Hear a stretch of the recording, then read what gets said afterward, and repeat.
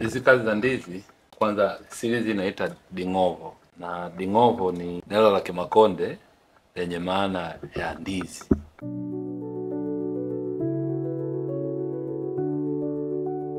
Jina kamili naitwa Barnabas Raymond Mnamba. Jina la kisanii ni Mnamba. Ni msanii wa sanaa za ufundi, ni sanaa ya uchoraji. Safari yangu ya uchoraji ilianza 2016 rasmi. Lakini tangu nikiwa mdogo nilikuwa nafanya hiyo shughuli, lakini kwa kujikita zaidi ni 2016, na tangu nilipoanza siku hiyo mpaka sasa nimejikita kwenye sanaa na naendelea kujifunza kulingana na mazingira. Hizi kazi za ndizi, kwanza series inaita Dingovo, na Dingovo ni neno la Kimakonde lenye maana ya ndizi. Na mimi kwa mara ya kwanza kulisikia neno hili ni kwenda kijijini kwetu. Kwa mara ya kwanza niliona watoto wanacheza na mmoja akiwa ameshika, kwa walikuwa wanazungumza kilugha, kwa hiyo nikapata kunasa hilo neno na nikamuuliza baba, akaniambia kwamba maana yake ni ndizi. Kwa hiyo nilikuwa nimechora pisi mbili tu za ndizi kabla ya kupata neno la Dingovo. Lakini mwaka huu mwezi wa 7 wa 8 nilichukua safari ndefu kutoka Dar es Salaam, nikaenda Morogoro, nikaenda Babati, nikaenda Dodoma pia na Arusha. Lakini sehemu zote hizo nilikwenda kwa ajili ya kufanya utafiti kuhusiana na ndizi. Safari yangu ya kwanza kushuka Morogoro, kuta watoto kama wanapigana hivi, wanagombania ndizi. Mmoja anasema mmoja ameniibia ndizi yangu, ameniibia ndizi yangu. Kwa hiyo mimi nikaona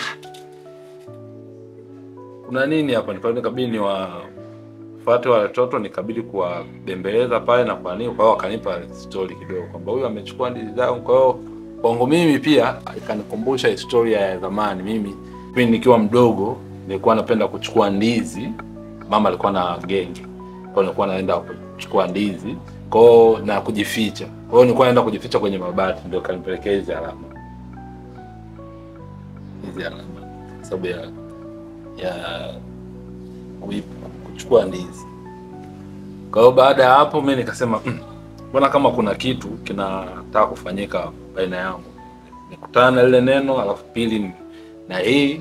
Kwa hiyo bado ikanichochea zaidi kutaka kufanya utafiti. Kwa hiyo nilipopanda mlima Uluguru, nikakutana na watu, nikazungumza nao wakanielezea ndizi ambazo zinapatikana pale na aina tofauti tofauti na matumizi yake.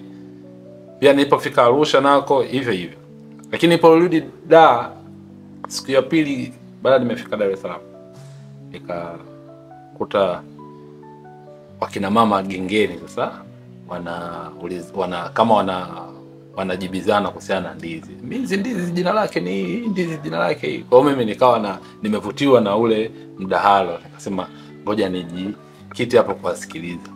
Kwa hiyo baada pale nikabidi niwaulize, je, kuna mtu anayejua maana ya hizi ndizi au anajua majina ya ndizi? Kila mtu akatoa majina yake. Lakini pale muuzaji akasema majina mengine yako sawa kulingana na eneo la mtu alikotoka au mkoa alikotoka. Naweza kuwa ni ndizi aina moja lakini tofauti na kabila nyingine au jamii nyingine.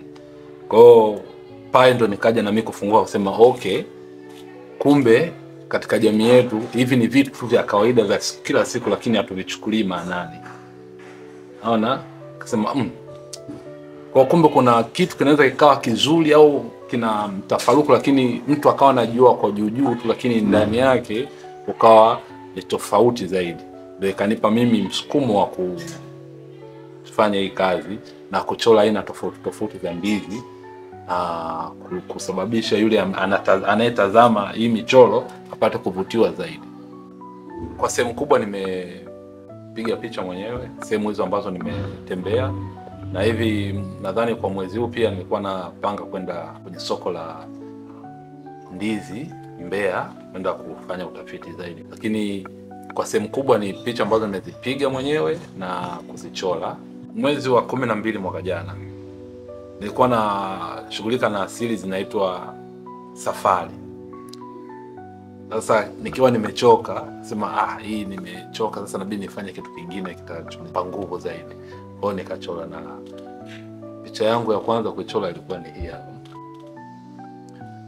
Lakini baada ya hapo nikachora na picha ya pili ilikuwa ni hii, lakini sikuwa kama niko more serious kwamba nitafanya hii series. Lakini baada ya kusikia ile neno la Dingogo ndio ikawa imenipush zaidi na kusema kumbe kwa lugha yangu ndizi zinaitwa hivi. Kwa hiyo ngoja nifanye utafiti zaidi. Kwa hiyo nilipomaliza hiyo series nikaona ni moja kwa moja kujikita hii series.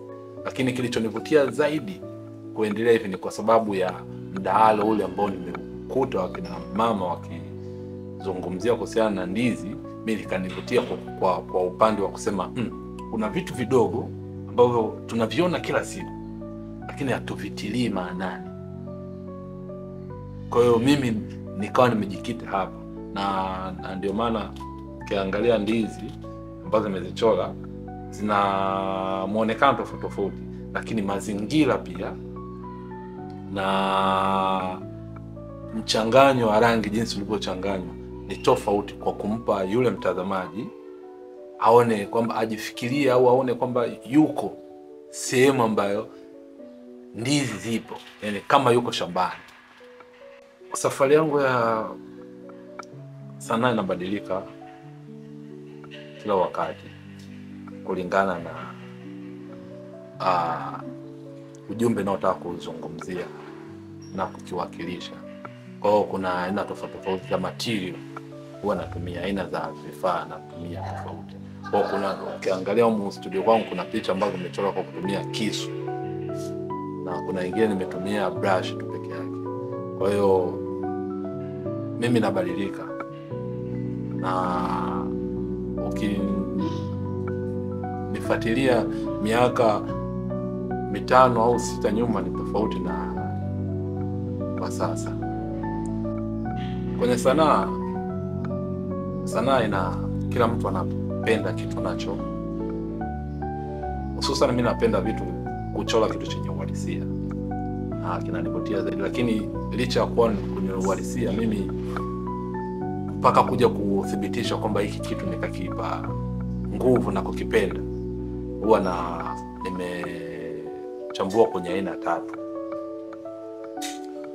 Moja, hii natumia kwenye sanaa zote ambazo mimi nazipenda, ikiwa ni kama naangalia sinema, na hiyo naitumia pia hiyo mbinu. Jambo la kwanza ni ubunifu ambao umetumiwa na yule msanii mwenyewe, kitu gani ambao amekitumia. Na jambo lingine la pili ni ujumbe, concept.